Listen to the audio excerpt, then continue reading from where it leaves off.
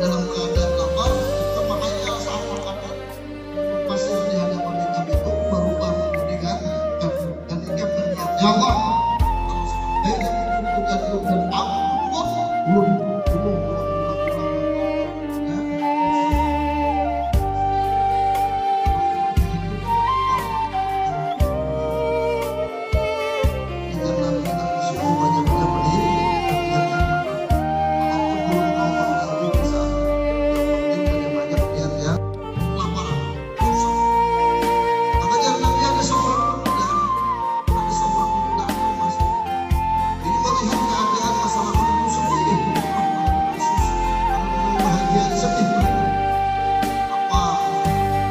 yang utama, maka akhirnya melihat keadaan sampai berpikiran ketika sampai di hadapan itu sangat pasir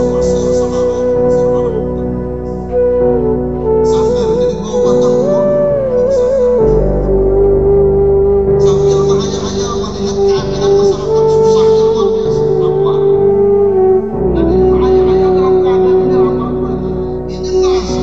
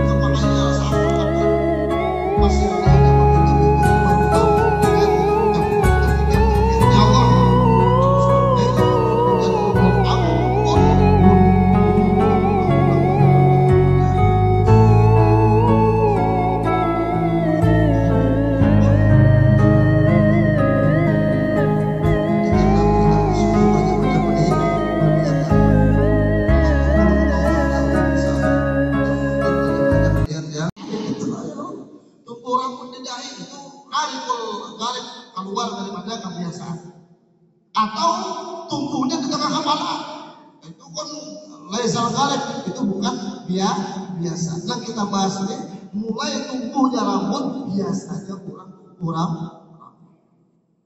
tumbuh rambut itu kan biasanya di sini nah di sini, maka mulai sini batasannya, jangan mulai bawah. Kalau mulai dahi kan sah. Mulai tumbuhnya rambut bukan ampun tidak, tetapi kebiasaan kurang. Ada kalau ada orang kan tumbuh rambutnya di dahi, lalu di basuhnya mulai dahi kan sah, karena ada di luar kebiasaan. Jadi hukumnya itu berlaku kebiasaan kurang banyak, bukan kebiasaan di jelas.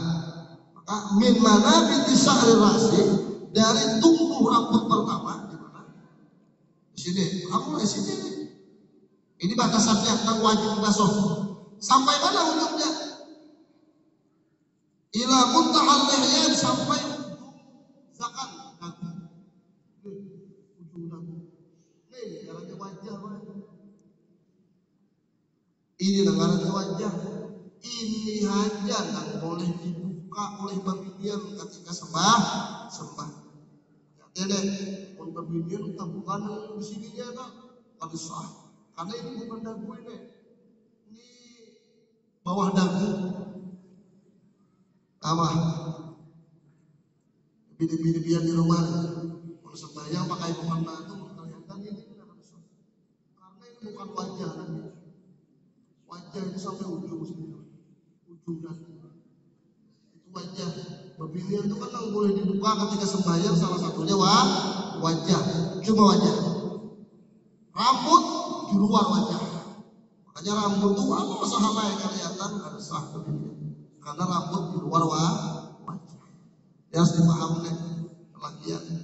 Nah, ibadah itu harus sah. Puluhan tahun mulai jadi nyurun kalau terbuka sejak yang puluhan tahun sudah, yang akan datang janganlah. Nah, jadi gunanya belajar.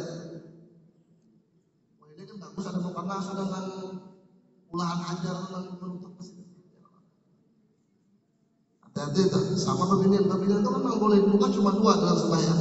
Yang pertama wajah, yang kedua telapak tangan. Telapak tangan zahir batin.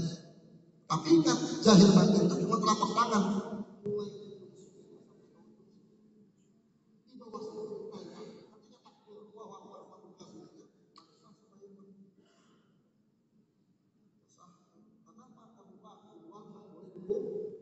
Pada kau sempurna, maka ia pun berubah menjadi wajib. Ini kaidah fikih. Yalah. Mala yatimul wajibu illa bihi wa huwa wajibun. Perkara-perkara yang ada wajib sebenarnya, hukum itu ada wajib. Cuma amun ini kada digawe nang wajib kada sempurna, maka ini menjadi wajib sebenarnya. Mulai mana kan kumpul rambut dan pengujuran itu di mana batasannya? Lebih sedikit maka menjadi selesai permasalahan. Ya, kalau lebih sedikit, dagu itu di mana? Lebih sedikit. Ujung telinga itu di mana? Lebih sedikit. Selesai masalah. Jalan. Sama tuh dia memasuk tangan karena mulai tangan sampai siku itu di mana? Lebih sedikit. Hukumnya wajib. Kira-kira seperti itu. Mala yatimul wajibu illa bihi, bahwa wajib perkara yang kada wajib tapi yang mestinya kada dibuat yang wajib kada kawa sempurna, maka dia pun berubah menjadi wajib. Ini kaidah fikih. Jadi melebihi sedikit hukumnya wajib dari yang guru sampaikan tadi. Kalau melebihi banyak itu masuk dalam bab sunnah. Melebihi banyak. Nah,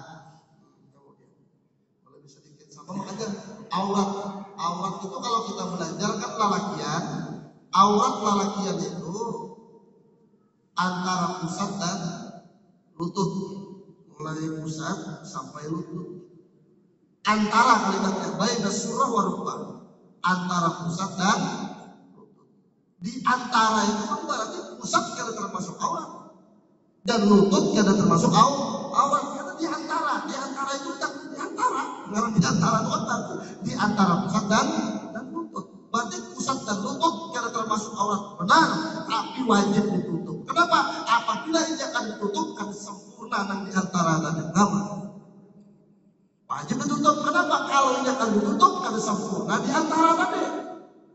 Maka perkara yang ada wajib, pusat dan lutut bukan termasuk aurat hukumnya. Karena yang aurat itu di antara keduanya. Tapi apabila ini akan ditutup dan di antara tadi karena kau sempurna, maka hukum menutupnya pun wajib.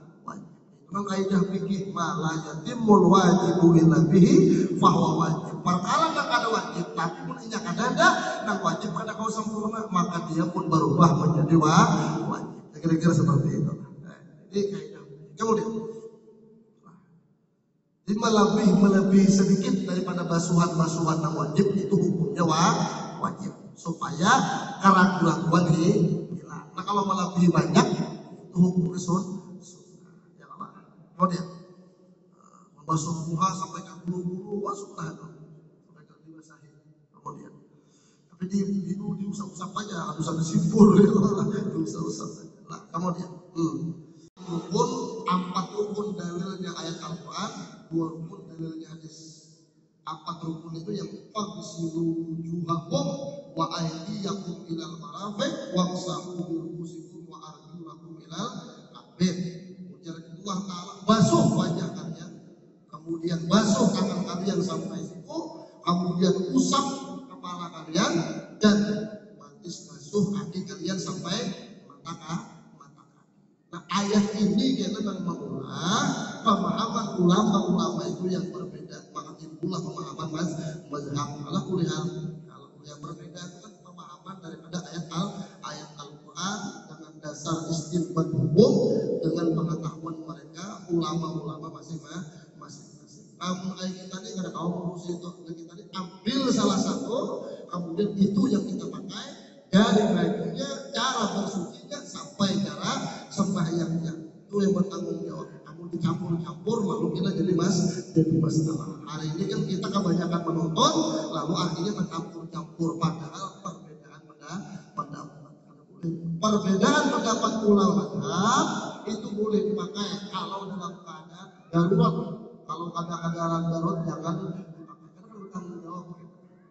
Ada jelas ya, kisahnya berwudunya berwudu Imam Syafi'i, batal Imam Abu Hanifah. Aneh gitu ya. Menanggung jawab orang ini. Karena perbedaan itu dari memahami makna daripada ayat Al-Quran. Insya Allah kita bahas di pertemuan yang akan datang. Mudah-mudahan panjang umur sehat walafiat, panjang umur dalam keadaan taat ibadah kepada Allah Subhanahu wa taala. Malam Rabu depan malam tahun baru ya Allah. Malam tahun baru nih, malam Rabu depan malam tahun baru. Mudah-mudahan tahun baru ini menjadi tahun baru yang lebih baik, tahun baru yang berkah, tahun baru yang insya Allah kita semua menjadi orang yang lebih taat kepada Allah Subhanahu wa taala. Niatul qabul wa ila hadratin Nabi al-Fatihah. Bismillahirrahmanirrahim. Alhamdulillahirabbil alamin. Arrahmanirrahim. Maliki yaumiddin. Iyyaka na'budu wa iyyaka nasta'in. Shiratal mustaqim. Shiratal ladzina an'amta 'alaihim ghairil maghdubi 'alaihim waladdallin. Walhamdulillahi rabbil alamin.